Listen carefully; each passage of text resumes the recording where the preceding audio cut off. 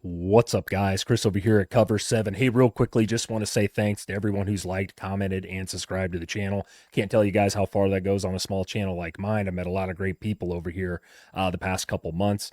Again, I don't claim to be a college football expert. I know I probably won't pick your team to win. It is what it is. I get some right, I get some wrong. That's what the whole deal is here in betting, right? Or prediction videos. Like, you can't be right 100% of the time. I do happen, though, to be a college football fan. My favorite team happens to be the Huskers, who are obviously not any good. I get it.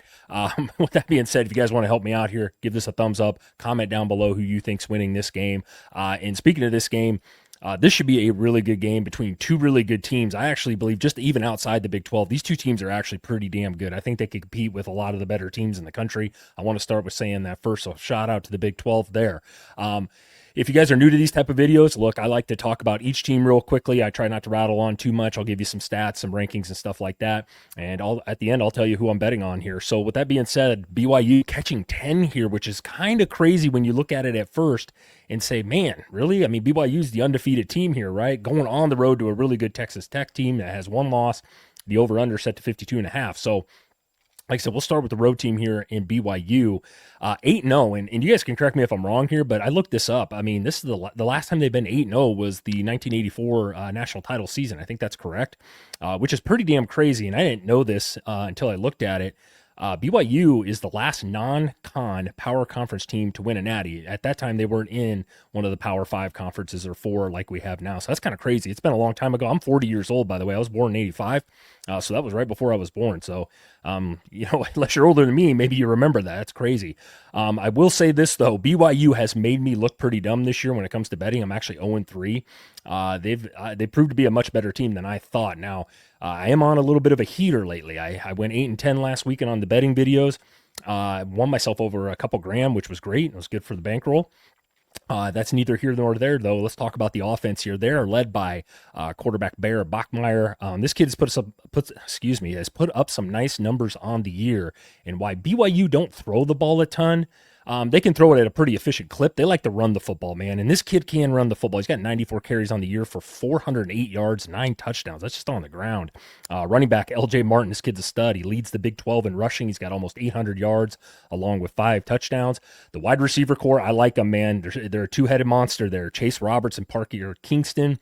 These are the two main pass catchers. Combined, these guys got over 1,000 yards, 8 touchdowns on the season. As far as the offense goes, man, I mean, these guys are good. I've watched quite a few BYU games of late, and I have to agree with the stats here, man. BYU is 34th in the nation in total offense, 83rd in passing offense, 15th, like I said, in rushing offense, and they're really good at protecting the quarterback. They've only given up 9 sacks on the season. That's actually 18th best in the nation. Now, defensive side of the ball, they're a very physical team. I love what they do there. The ranks are really good, too. I know games aren't played on paper, but my God, they're 27th in total defense, 43rd versus the run, 28th versus the pass. They're 56, in sacks per game with just over 2 per game. So like I said, BYU is a really physical football team. I love it. Texas Tech is too. Utah is another one. It's kind of why I think these 3 teams stand out in the Big 12, in my opinion. We'll talk about Tech here. 8-1 on the year, like I said. The only loss was to Arizona State, and it kind of pisses me off because I lost that game. I know it was a weird game. The quarterback, Bren Morton, didn't play in that one. But speaking of him, he's back, and he's been playing pretty damn well. He's had a good year this year. He actually has the highest passer rating in the Big 12 right now as far as quarterbacks go this season. He's got 15 touchdowns, 4 interceptions. One thing Tech can do, man, is run the football. Cameron Dickey, this guy is a touchdown scoring machine. He's got almost 700 yards on the ground, 10 touchdowns. I like to call it the 1A, 1B situation here for Tech. Jacoby Williams, man, this kid's no scrub either. He's got over 500 yards on the ground, 5 touchdowns. The wide receiver core doesn't get talked about near enough on the national landscape. These guys are really, really good, and there's a couple of them here that are really good. Caleb Douglas, Coy Aiken, Reggie Virgil. The tight end's really good. Terrence Carter Jr. All these guys have over 400 yards receiving, and which is great because Morton likes to spread the ball around, which I think makes it really tough for a defense, right? You don't have to just key in on 1 or 2 guys. All these guys are really good pass catchers. I think this what makes this great Texas Tech offense so goddamn balanced and why they've been putting up the numbers they have been. And you want to talk about numbers here, let's get into it. 5th in total offense in the country, 24th in rushing, 13th in passing. They have a great O-line as well. They've only given up 13 sacks on the year. That's actually 39th best in the nation. Let's talk about this defense. This defense is littered with some NFL talent here. They went into the portal heavy. Obviously, everybody's been talking about that. It is paid off for these guys. Get these numbers: 10th in total defense. They are number one in the country versus the run, which is this will be fun to watch, right? Because BYU likes to run the football, and now you're going against the number one rushing defense in the country. So that'll be something to watch in this game. They are actually 36 versus the pass, and Tech can get to the quarterback, guys. 28 sacks on the year. Holy shit. That's 12th best in the nation. So bottom line here, like I said, these are two of the best teams in the Big 12, in my opinion. I would throw Utah in the mix as well, like I mentioned.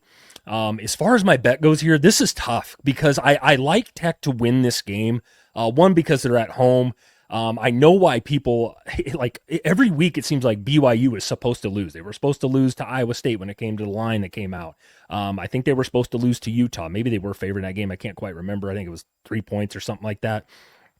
I know it's not sexy, right? Like you're undefeated, you're eventually going to lose. There's only been last year, I think Oregon was the only team to go undefeated during the regular season. The year before that, I think it was Florida State's crazy year.